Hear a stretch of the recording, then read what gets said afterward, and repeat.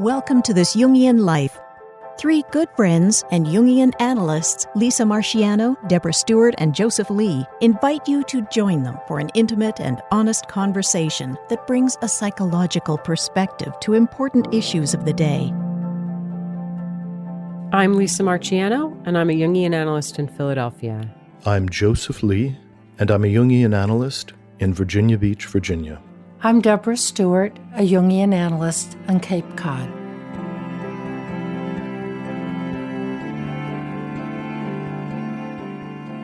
Everything is changing right now. In the United States, in our families, internationally. Politics are changing. Our capitalist system is being challenged. Our government is changing. And most importantly, something is going on in the human soul in response to that. So today we're talking about when everything changes. You know, what comes up for me is that I spent 2 years working in Bosnia during the war. I was there from 94 to 96. And that's kind of what this feels like. Now, of course, I was there almost more as an observer. I was an expat, kind of watching what was happening. But there was this sense among the Bosnians that I became friends with that everything that they had known was getting violently swept away. And it was a real lesson to me to see what mattered to them in the midst of that. It was surprising. And then to see the green shoots of new life that sprouted up amidst the wreckage in people's souls was also interesting and instructive. And I just keep on thinking about that experience as I move through my days now. It's reassuring, much like the aftermath of a hurricane, that even though violently and unpredictably major structures, both socially and physically, can be lost, there is this demanding urgency for life to reemerge. What comes up for me is the aftermath of 9/11. We lived in Brooklyn. It was so powerful.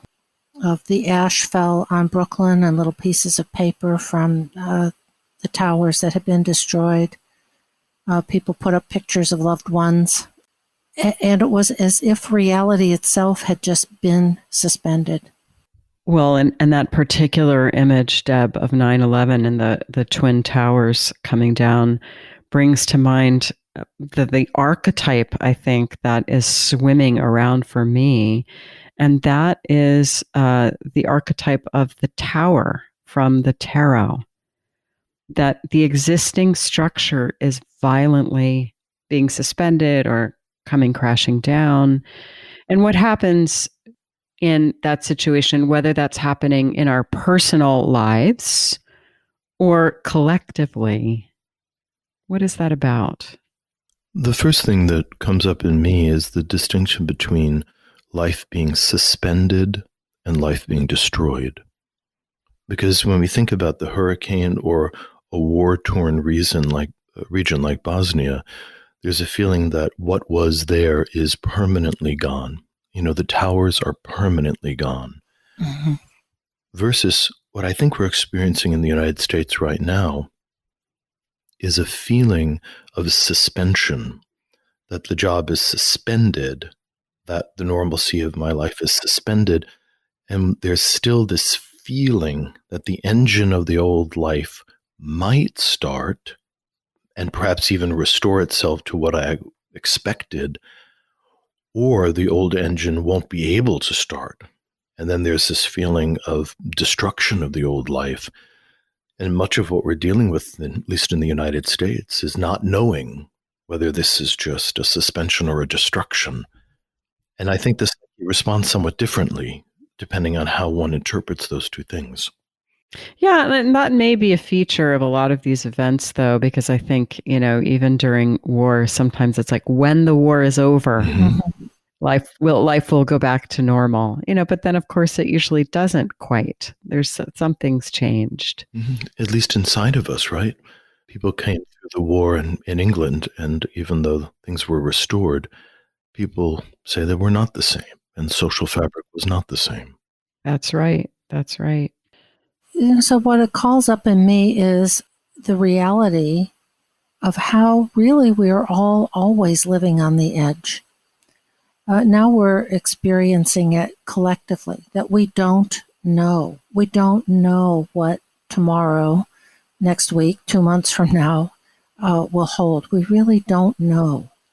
And usually, I think with all the comforts and complacencies that many of us have, here in the Western world, that sense of living on the edge is really buried beneath all of the accoutrements of our schedules, families, assumptions, comforts, complacencies. And now here we are on the edge. One of the things that I noticed in Bosnia that I was really struck by is people didn't stop caring about the things that people care about every day. So I made friends with this one young woman. She was a Bosnian, and she worked on our staff as a translator or something. And she was a soulful person, and we became friends. And she had great sadness in her, but it really wasn't anything to do with the political or military situation that was raging on around us all the time.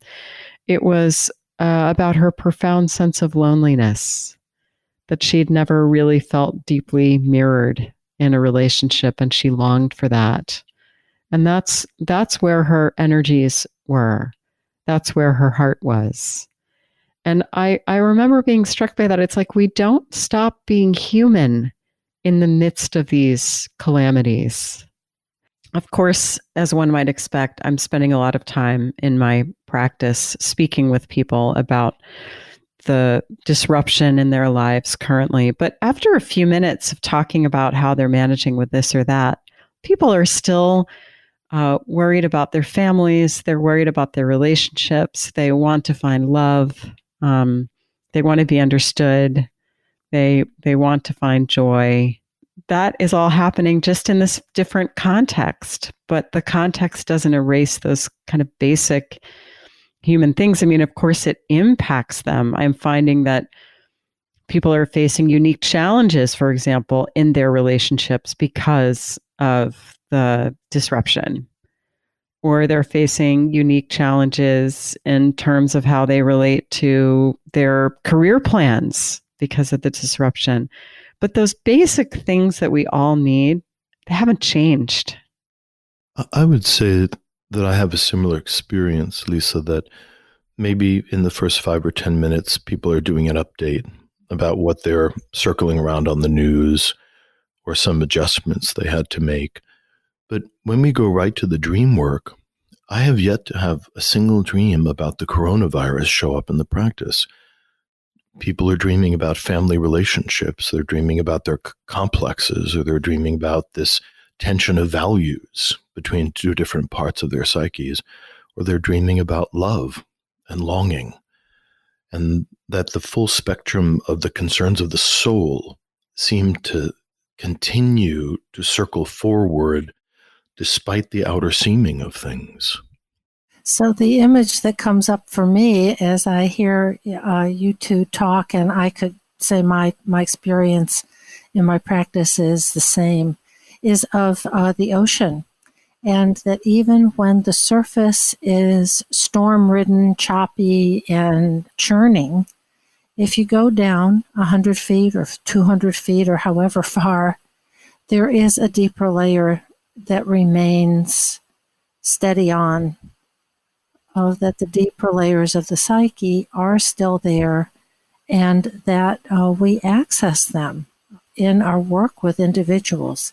And there's something very deeply reassuring about that, and about how the two of you are expressing it, is our depths are still there. They are still speaking to us, and they are still concerned with the things that are very deeply human and deeply individual.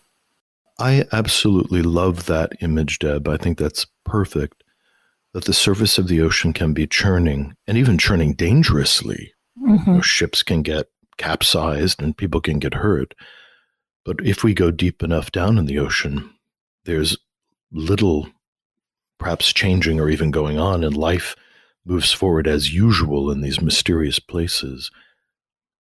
Jung addressed this tension between what's happening on the surface and what's happening on the deep in the Red Book. And he introduces the idea of this voice of the spirit of the times versus the voice of the deep or the depths.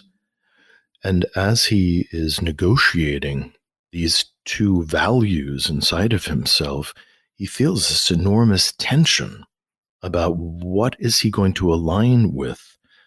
And I think what he comes to is that he needs to be able to hold both. That there is a voice that comes from the top of the ocean and the sailors that are crying out in the tumult of the storm.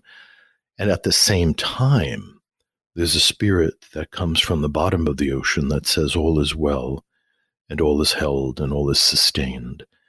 And part of the human experience is to be able to hold both as a way of being fully human. I'm just thinking of this quote from Jung that I think kind of backs up what we're all saying, where he talks about working with people who are dying and watching their dreams. And he concludes that the self, the deep part of the psyche, is profoundly uninterested in death. That it sort of is a little bit of a non-event. And again, and there's this sense that what's going on in the surface may seem quite tumultuous, but at a deeper level, things are just unfolding as they need to. Well, I think coming back to the idea of the lightning-struck tower in Tarot 16, there are many ways of interpreting that. I mean, in this image, if some are familiar, there's a tower on top of a mountain, and perhaps it has one or two windows, and there's a golden crown at the top. Often there's a lightning bolt that's struck it, and you'll see a male and female figure that are falling through the air, ostensibly down into a fertile field. One of the ideas about the top of the tower being exploded off of the structure is the idea that certain events, both internal and external, depose the power of the ego and its ability to isolate itself from life through constructs of thought and perception and fantasies of limitless power. That events such as we're experiencing right now cause the ego to have to feel small and vulnerable and cast out of its certainties. And that's an opportunity for transformation for many of us, and a transformation that we might not choose, given the opportunity in an easy way. But it's a transformation that we can find ourselves thrust into, perhaps with a willingness to embrace it. Well, I almost think that's what we're called to do, is to face it, because it's here. This is simply what is. And the uncertainty and the fear that goes along with uncertainty and the lack of ego control of, I'm going to plan my day and I'm going to buy these things and I'm going to go here and I'm going to have a social life, that's the top of our ego tower being blown off. So we are, whether we like it or not, and we don't like it, called into a confrontation with a new life in the external world, at least for the time being, and a new life, or finding sources of new life, our well springs within. As we are, here we are. We have ourselves and maybe our families and pets and sheltering in place, or perhaps we have to go out into a newly dangerous world because our work life has to continue. Here is the what is of it. We are called. Deb, you said that we don't like it, but I'm just going to offer a slightly different perspective. I think there can be a way where this kind of upset, as pictured in the tarot of the Tower, invites a kind of exuberance even. I think it's not unimportant that those two people are going to fall into a fertile field, because there can be a sense of everything I've known is being swept off the table and what might be there on the other end.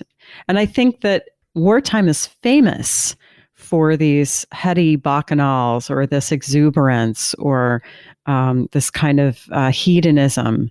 It's also well known, and I saw this in Bosnia actually too, that when the normal markets are disrupted, these opportunities pop up for people to take advantage of these niche markets. So there's all this kind of funny new commerce that starts. So where are the opportunities amid this? I think some of the people that I'm talking to are feeling that a little bit too. Like, I don't know what this is going to be like when it's all over. Who knows? Maybe there'll be something new for me. Maybe there'll be a life I hadn't imagined for myself. And there's something exciting about that. There's an opportunity for renewal. And I think that that is inherent in the picture of the Tower in the tarot card. And I think it's inherent in the idea of the apocalypse, that it is about the destruction of the known, which opens up the potential for the new. And there's a way that that's in the air now as well. Erich Fromm, in his book Escape from Freedom, really unpacked this on a thinking level. And one of the things that he was approaching is the distinction between being freed from something, which he called a negative freedom, and being freed from a job which we never really liked, or feeling freed from a marriage that we don't care for, being freed from a lifestyle right now that perhaps was very painful or costly or exhausting. That's one kind of freedom. The second kind of freedom in this empty space that's now available is the freedom to, which he referred to as a positive freedom. The freedom to create something that is not trapped into the normative expectations that used to be there. So just as Lisa was saying, people are feeling freed from careers or jobs that perhaps were not soul nurturing. And there's a question now, are they freed up to create a new way of earning a living or a new way of expressing themselves in the marketplace that is much more congruent and satisfying?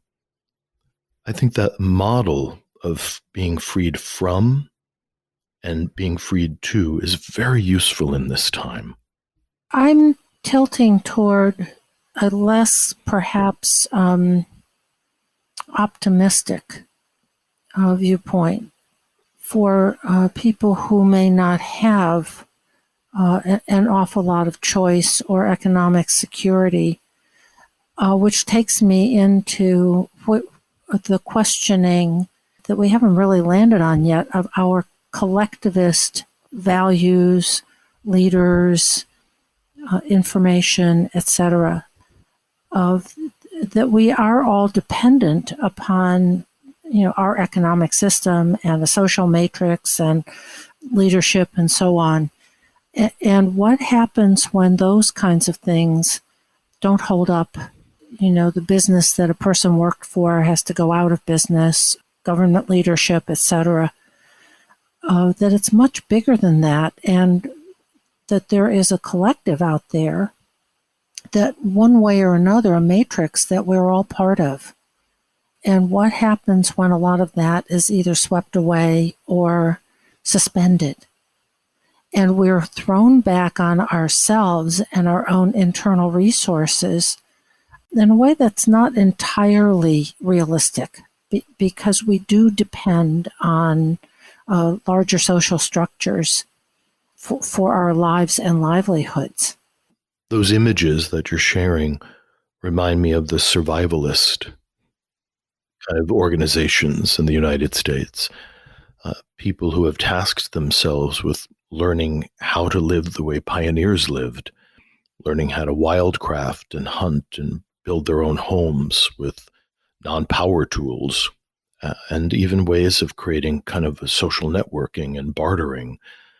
So I think if we're imagining total deconstruction of the culture, I think people that have those survivalist skills are going to be perhaps teachers or even leaders for a while, because they're knowing things that many of us in the modern world never thought we would need to know. But in that really apocalyptic image, Deb, I think we're talking about a tremendously dangerous time in the culture where an enormous amount of suffering would emerge. Well, I think I'm calling up, what is the relationship between us as individuals and a larger whole? And what are our collective values and motivations and feelings? Because most of us are not survivalists. So there's that in the air as well. Do we have a polarized collective where some will do well and some won't? Do we all pull together through this the way people do often in wartime? I'm thinking about England during the Blitz. Or do we fracture and separate? I'm very interested in how this is operating and what it means at a collective level, because we do all live in a collective. Well, and the interesting thing is this notion of when everything changes, right? I mean, our topic today could be very relevant on just a personal. Well, we're all going to have times as individuals during our lives when everything changes. We lose a job, a loved one dies. There's just, for some reason, something happens that shakes us out of our usual track and causes us to undertake a profound reorganization of priorities. Now, that is now happening for many people as a result of the recent disruption, and it's also happening at a collective level. One of the things that's fascinating about this is that it is happening all over the world. And, I have been speaking with people, for example, in different countries, and, we're all doing the same thing. We're all doing the same thing, even people on far-flung continents. So there's something really interesting about that. And I think it does speak to the collective nature. And there's a kind of what Jung called a participation mystique that I believe we're all engaged in. We are very much all in this same soup. This is a profoundly collective experience. And that is both true in terms of the nuts and bolts of it. We're all facing the same challenge. We're responding in similar ways. But psychologically, the entire world is in a very similar state of uncertainty and unknowing, and having what we thought we knew a month ago upended. Yes. And what that comment leads me to, Lisa, is differentiating between when things change versus when things are destroyed. So we may come to a conversation where we're talking about apocalyptic destruction, but right now, at least in the United States, mostly what we're talking about is change, which I think is a little more handleable. I'm noticing people beginning to self-organize in two different camps. People who seem to be able to respond with a kind of integrated personality that generates creativity, creative acts, creative responses, and another camp that is feeling deeply hopeless and is trying to substitute the old life with some other kind of an ordering process to eliminate uncertainty, trying to excessively prescribe how to think and how to act. So this idea of moving forward into this creative relationship to the self, or regressing backwards into whatever kind of a structured, determined system that can restore a sense of safety. Now, those two things may be in each person to some degree, but I'm noticing camps begin to settle out in those two categories, which is worth tracking, I think. So it's interesting. The meaning I'm making of what you're saying is the theme of how we make meaning, that we need narratives, we need storylines. And if perhaps we can stay in the don't know and the uncertainty, we may find some creative well springs within ourselves or our immediate surrounds and be able to respond proactively in some way, internally and perhaps externally. If we don't have that, we may revert to internal and external sort of authoritarian structures and narratives. That this is, and there are those out there. There are conspiracy theories and all kinds of things. In order to have some kind of meaning-making structure that's often external rather than internal. Yeah, and that goes to Jung's religious function of the psyche, right? That our psyche is built to need meaning, Mm-hmm. and that the need for meaning and the drive to find meaning is a fundamental ordering principle of the human psyche. And where traditional meanings have been swept away, where the things that kind of kept us tethered to an orderly life are suddenly taken off the table, we will try to fill that vacuum. And one place that we might reach will be a kind of authoritarianism, whether it's kind of self-imposed or we reach to find it out in the collective. And it can be an inner authoritative figure. Absolutely. Yes, we regress back to some kind of a belief in a set of rules which has never really been adequately questioned or somehow comes from a very early part of our lives. That can over time be rather suffocating, although in the short term it feels relieving. I want to just pick this up and move it in a slightly different direction, something that I'm hearing a lot of people give voice to, which is very understandable, is an almost kind of childish plaint. Why is this happening to me? How can this be happening now? I'm a senior in college and I've been working for this for decades, and now I'm going to graduate and I'm not going to be able to find a job. Why me? Why now? And I think that's such an essential human experience, to feel beset by circumstances. But there's a kernel, and it's a normal place to be for a while, but there is a kernel of it that says, I don't accept you, reality. It isn't fair. So I don't want to accept that this is just how it is.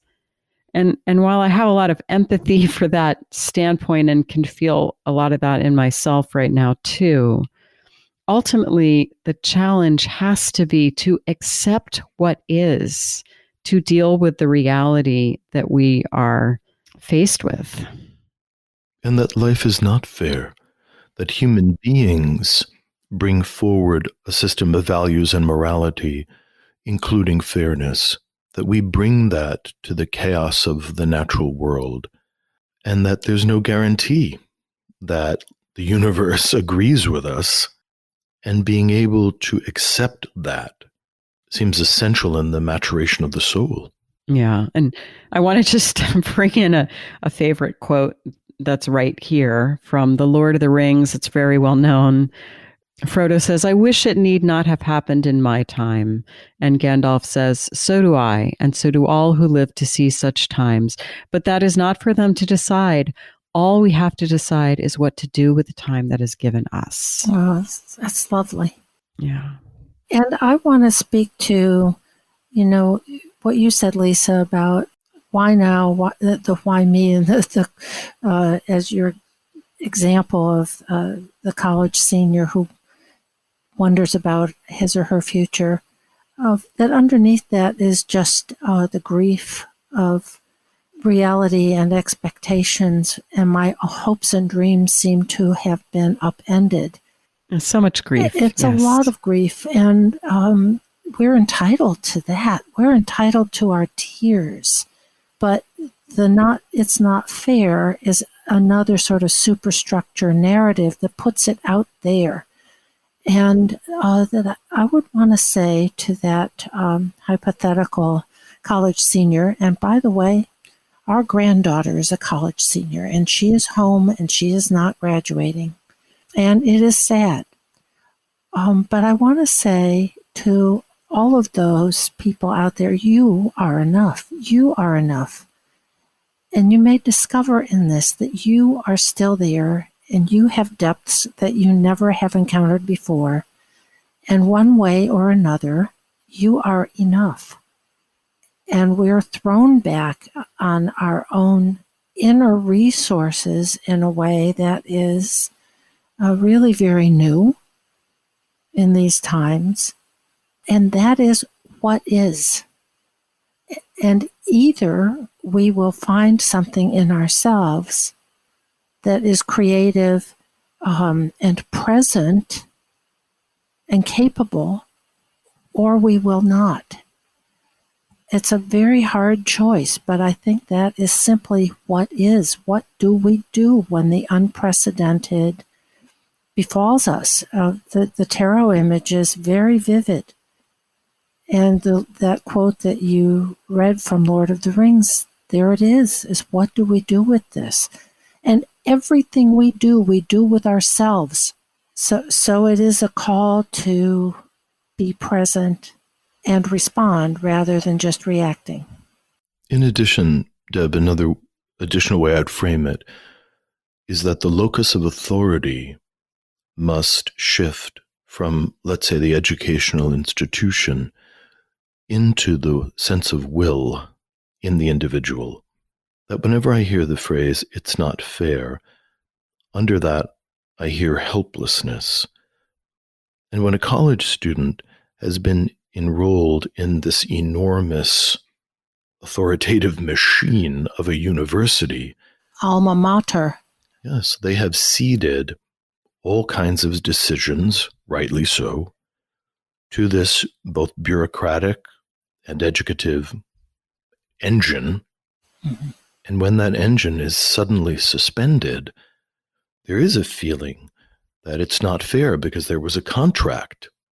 This institution was supposed to graduate me with a certain kind of status and a promise. And the institution cannot do it, will not do it.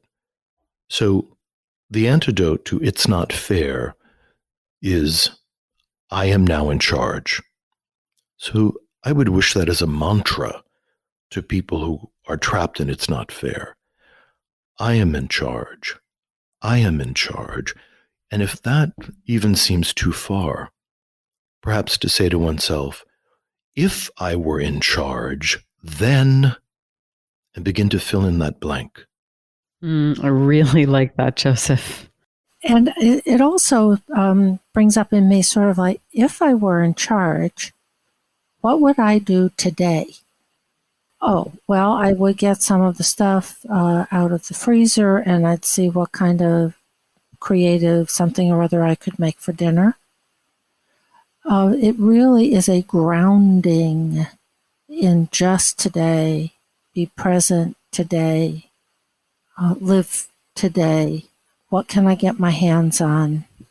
What needs to be done? And even in the smallest decisions, let's say of what will I eat, perhaps where will I go for a walk safely with my children, to be able to question and be curious about the values that you are carrying that inform the way in which you will exercise those decisions. Viktor Frankl being put in a terrible situation. I was thinking of that too. Yeah. So this is, of course, difficult for us to relate to, given that we're all just kind of sitting at home and often we have enough. But Viktor Frankl was a psychiatrist, a Jewish psychiatrist. He was imprisoned in a Nazi concentration camp and was able to keep a journal of his experience and his thoughts. His book, Man's Search for Meaning, is extraordinary and bone-chilling. What he discovered is that within the very small choices that he had, he still could inform those choices based on a value system that reminded him of his intrinsic sense of who he was and who he believed humanity should be. So in that moment, something as small as receiving a piece of bread and deciding that he would break a part of it off and give it to somebody who was suffering perhaps more deeply than he was, and to really experience that autonomous decision within what was possible. If we bring that forward into a much less horrifying circumstance in our lives, just as Deb was saying, even in the decision to make dinner, or who we're going to call to comfort them, or how we're going to respond to our neighbors to maintain a fabric of community, in all of those choices, we can have a value system that humanizes the interaction, softens it, perhaps adds a level of comfort and encouragement that normally we might not consider. We've been talking some about values and being aware of our values. And I think that there is another hidden benefit to the tower getting struck by lightning, which is it really throws up our beliefs, our values, our priorities into sharp relief and asks us to reevaluate them. You know, we thought we were going to have a certain life. We thought 2020 was going to look a certain way, and now it's not looking that way. And so how is that for us? What does it feel like to have our fundamentals questioned? You know, I'm finding that some people in my practice are having different relationships now, let's say, with their partners, where either they feel drawn closer together with the partner or they're questioning the relationship. It's a time to maybe even, as we mentioned earlier, reevaluate a relationship with a career. But more than anything, it's a time to explore issues of meaning and purpose. And the antidote, if you will, to drifting purposeless through space and feeling lost and uncertain and tossed about by life's waves is to develop a deeply grounded sense of meaning and purpose. Do you know what your meaning and purpose are? Have you been living according to a sense of meaning and purpose? Because I'll tell you something, right now is a pretty good time to give some thought to that. What really matters? Who do you want to be in this world? What wants to come through you into this world during this lifetime? This is a pretty good time to think about that and figure it out if you don't have a sense already. And if you've had a sense of that before, well, maybe you're going to question it now. I'm thinking, too, of how we have already found new ways of being in our collective.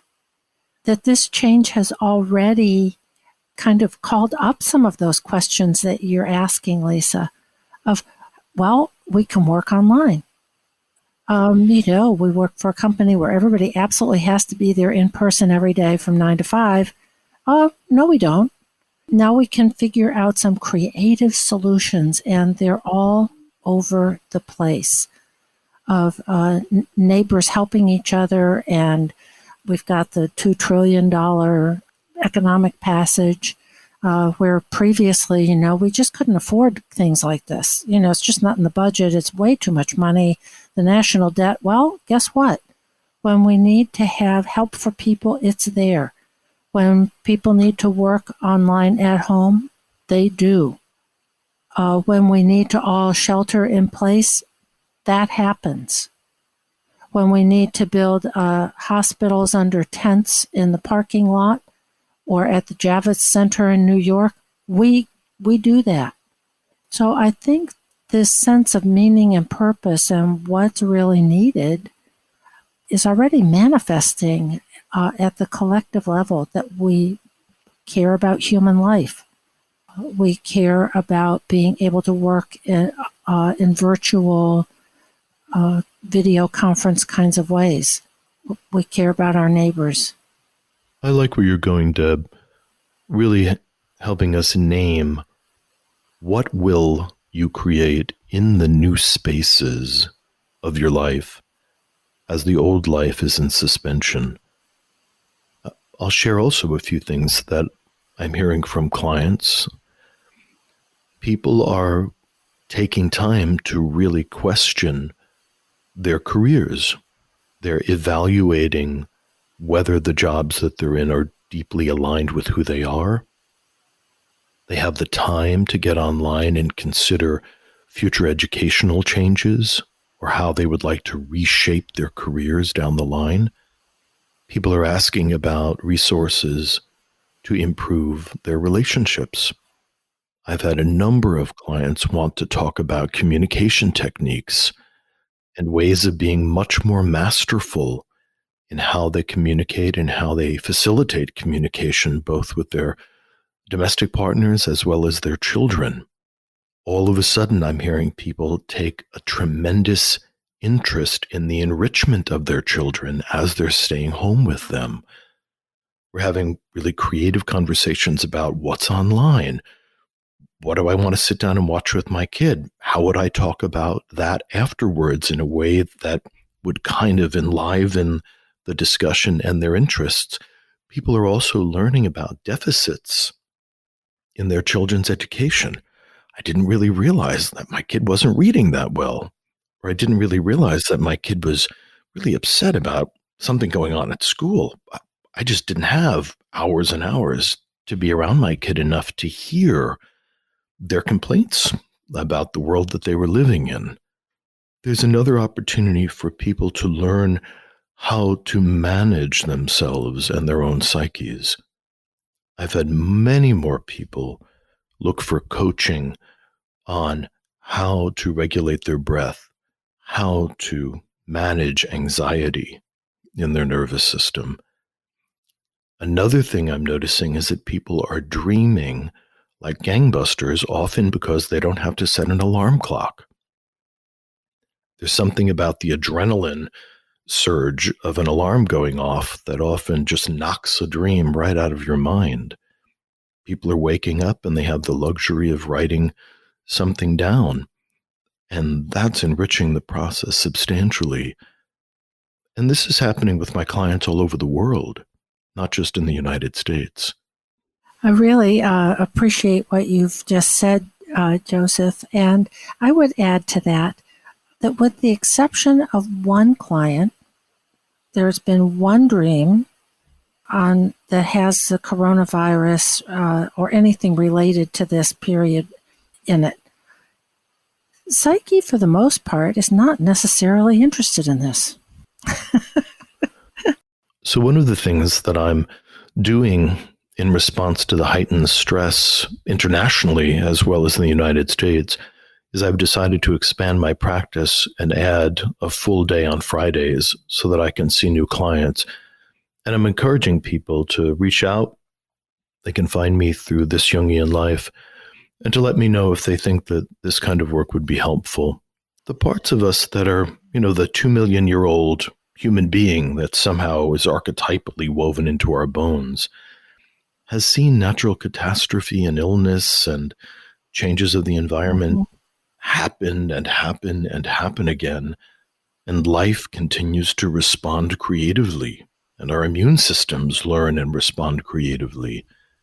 So just as you said, in the depths of the ocean, in the depths of the soul, in the center of our bones, there's something that hums along and says, it can respond to this. It can adapt.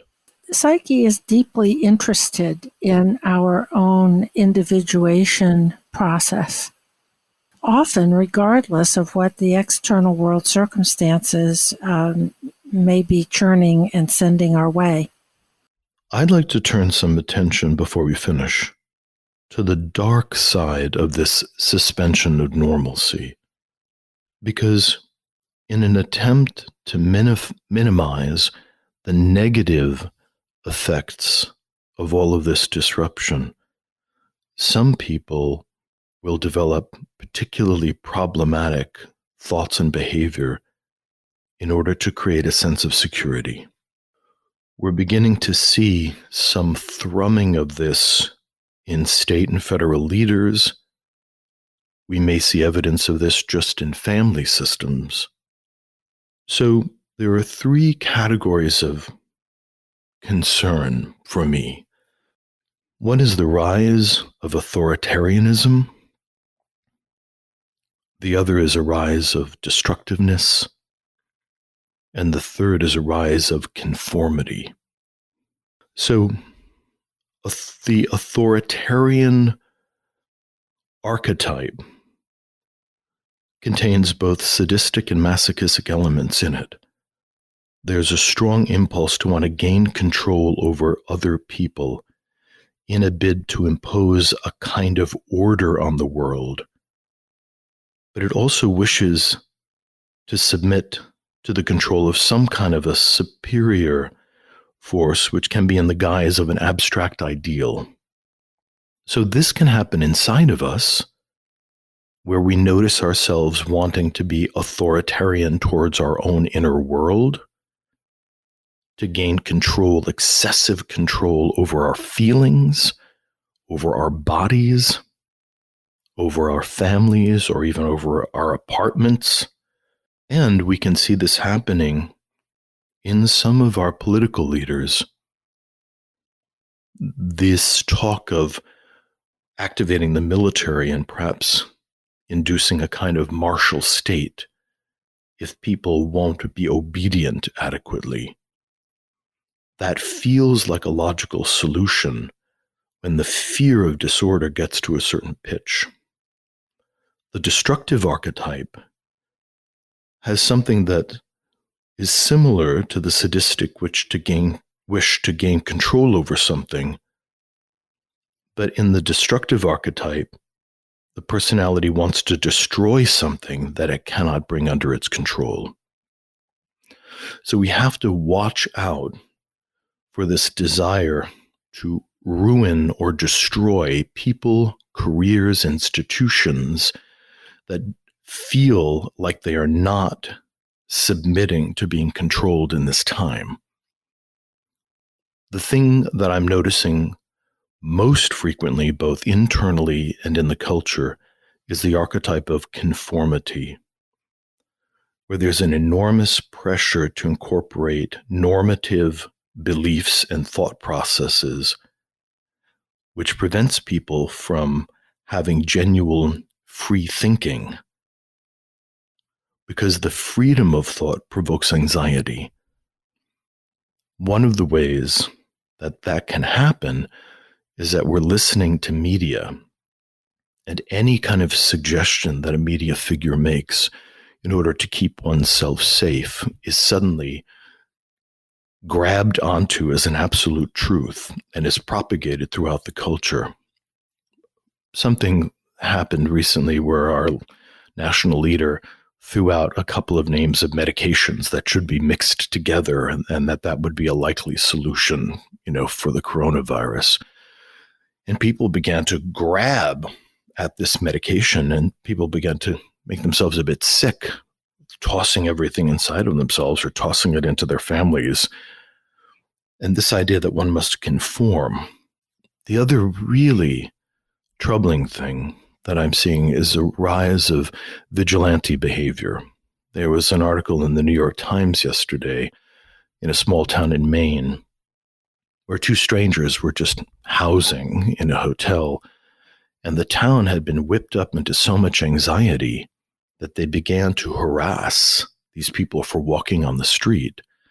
And finally, a bunch of vigilantes cut down a tree to block these people into the hotel so they couldn't escape. And there's a feeling of approval of that kind of behavior. We're seeing people being assaulted on the streets for having allegedly brought this into the world. So in these three categories of authoritarianism, destructiveness, and conformity, which are all the dark sides of how people can react to all of this suspension of normalcy and this opportunity for freedom, I'm noticing a problem with how people are managing their anxiety.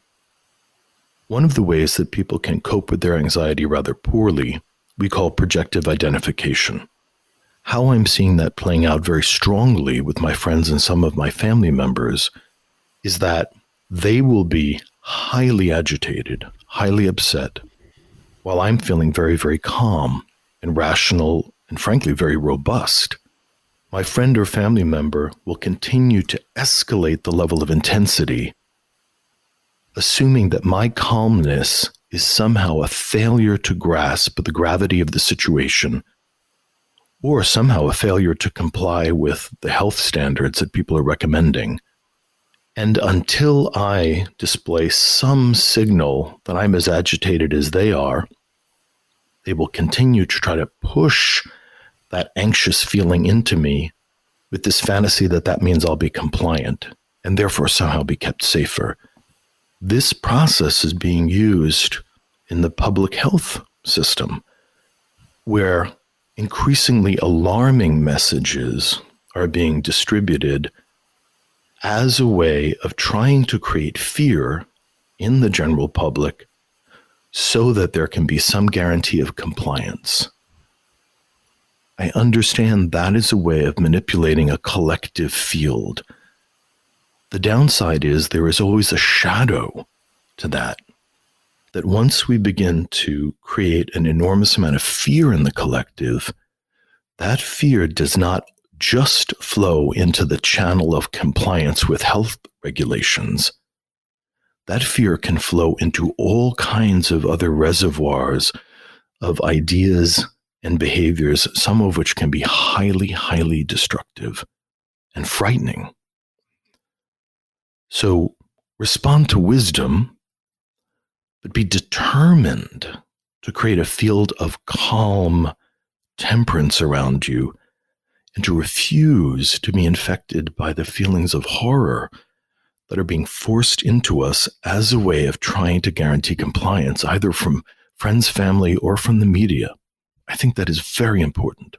I think you've made some really, really good points, Joseph, about where the dark side is, and that it's so important to take a minute or less than a minute and reflect on what is it that I am feeling. I'm feeling anxious, I am feeling fearful, and name that feeling so that we don't act from it. I would also, however, because I would like us to end on an up note, I think this is also very real. The archetype of Eros has been constellated in our collective. We have a whole new image for patriotism, and that is our frontline workers who are working double and triple shifts and caring and putting themselves at risk in order to help. People have pitched in, people in retirement have come back to work. There is a tremendous amount of caring and generosity and love for our fellow man. And it is touching, it's inspiring, and it tells us what deep reservoirs each of us really has inside ourselves. And with that, I think it's time for us to consider this week's Dream and Dreamer.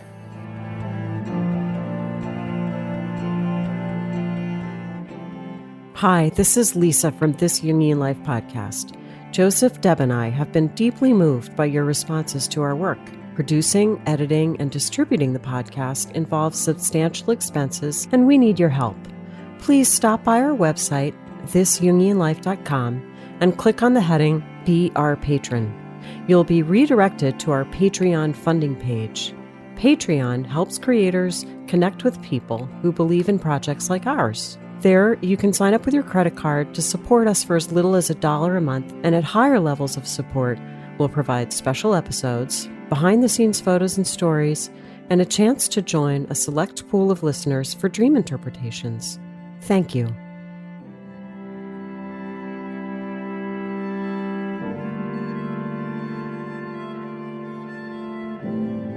Well, we just got finished saying that we weren't seeing a lot of coronavirus dreams, but this is actually a coronavirus dream. This actually was sort of the dream on the top of the pile when I went to pick a dream this morning, but it was also incredibly relevant to our topic. So the dream comes from a 22-year-old male who is a medical student. And here's the dream. I'm walking into my high school dressed in school uniform for the first time in years. I walk through the cafeteria and people are all looking at me and whispering. I sit at some seats by myself. I see some classmates I recognize and ask why they're all still here when we left high school 5 years ago. They tell me it's because of the coronavirus outbreak. I ask, why would it be the coronavirus outbreak when that has only just started? They don't give me a proper answer. I am not aware of why I'm here either, but I have just rejoined after some time away, whereas the others have been here for a long time. For context, the dreamer says, I'm currently in medical school and our studies have been put on hold because of coronavirus. I am also struggling to process a trauma that occurred to me last year. My experiences of high school were mixed, and I frequently felt anxious and isolated, partly due to my closeted sexuality. And the main feelings in the dream were confusion and isolation. And for a bit of extra explanation, he says, I attended a school where we had a uniform, so I know that those in the dream, including myself, were all students and not attending there for another reason. One of the things that just surfaces for me as a broad sweep is how when we are under stress, in any situation, there is a great pressure to regress back to an earlier state of functioning, which is not always infantile, by the way. But here it may be that the psyche of the student is regressing back to a high school style of psychological structure. Or that there might be some unfinished conflicts, psychic conflicts that date to that period, perhaps related, as he says, to his closeted sexuality. But I think you're just right that somehow the coronavirus outbreak, the way his studies have been put on hold, has brought about this regression to some earlier place that needs some working through, or where something got stuck. And it's compensatory of that here is this difficult situation that he's currently in with his own sexuality and his medical school curriculum and pathway being disrupted. So now he's back in high school where things are organized. You have a schedule, you have classes, and a uniform. You not only dress in a uniform, but that makes things uniform. That we are all the same. We all have the same kind of structure and attire. So here is a well-ordered environment. Now, I would say that that's a very ambivalent quality, just as I was saying earlier in the podcast around the dangers of conformity, that in the dream, there's a distinction between the uniformity that is demanded in high school and the uniformity and conformity that's being demanded in the culture right now, versus the individuality of a young gay man deciding that he is going to separate himself out from what is uniform, separate out from what is normative, to be creative, to be self-expressive, to spontaneously be his authentic self. So right now, the culture in general is creating a great pressure of uniformity. Medical school, because I do work with a lot of medical students, medical school demands an enormous amount of uniformity, and not just in terms of medical procedures, but also in terms of behavioral uniformity, that physicians and surgeons and the medical school itself often has a highly specific image of how a physician should function psychosocially as well as scientifically. And all of those things come at the sacrifice of a lot of individuality. Mm-hmm. And I'm thinking, at least, as an overall kind of given, that medical school training asks people to put their feelings set them way aside, to be rational and objective, in some ways unconnected. That is the kind of conformity that my understanding of that culture requires. I'm resonating with the feeling of isolation that comes across so strongly in this dream, that he's sitting by himself, that others have been there for a while. And clearly that sense of isolation was a part of his high school experience. And I wonder where that is for him in his life currently. And there is a way perhaps where the dream is an invitation, or perhaps a reporting on a going back and working through of a kind of earlier isolation that may have been a bit of a life theme. And it would be an example of how a calamity such as a global pandemic, when everything changes, can present surprising opportunities to work through old unfinished business. I don't know exactly what that means for him in his waking life, but the dream certainly seems to be saying that this disruption in his schooling has given him a chance to go back and possibly revisit this earlier time of isolation. Writing on that, Lisa, I'm thinking in the comment section that he says he's struggling to process a trauma that occurred last year. One of the things that I see in medical students is the incredible ambition and intelligence that they bring to the process that's required, the endless amount of work and sacrifice in order to participate in the system. All of that kind of engagement is a very effective way of staying clear of unconscious content, staying clear and putting aside trauma, distress, unfinished business. It's at the core of this kind of workaholicism that, I have a good dose of personally, by the way, this way of working constantly to stay on the surface of things. With the suspension of the normalcy of all of those demands, just as you said, Lisa, it's very easy to imagine that something is rising up from the depths because it can't be avoided by being productive. Well, something has broken out that is being imaged as the coronavirus, and we talk about an outbreak. So something has broken through in this high school setting. These contents of the unconscious that can be represented by the coronavirus have broken out. And the dream ego doesn't understand it. His classmates say, well, we're here because of the coronavirus outbreak. The dream ego goes, wait a minute.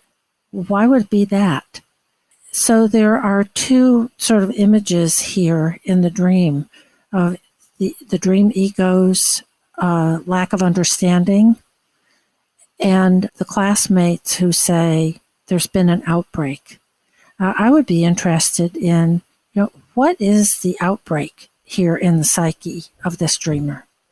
Yeah, that's great, Deb. I really like that. One of the things that floated through my mind as you were talking is that I think that when in dreams we find ourselves going back to an earlier place, like whether it's the family home or our high school, I really think about that as evidence that there was some kind of psychological developmental task that didn't get completed. It didn't get fully worked through. It's like there's some piece of unfinished business from that time that we're taking a second crack at. Mm-hmm. So yeah, what is that outbreak? And that outbreak, again, to the dream ego, it's like, oh, but it just started. But everyone else is like, no, it's been going on for a long time. You've been listening to This Jungian Life. From our website, thisjungianlife.com, you can follow us on Twitter, like us on Facebook, Help us produce future episodes by funding us through Patreon and submit your dreams for possible interpretation on another episode. We'd like to thank our listener who shared a dream for today's show and hope you'll let us know what topics you'd enjoy hearing more about. Until next time, keep living this Jungian life.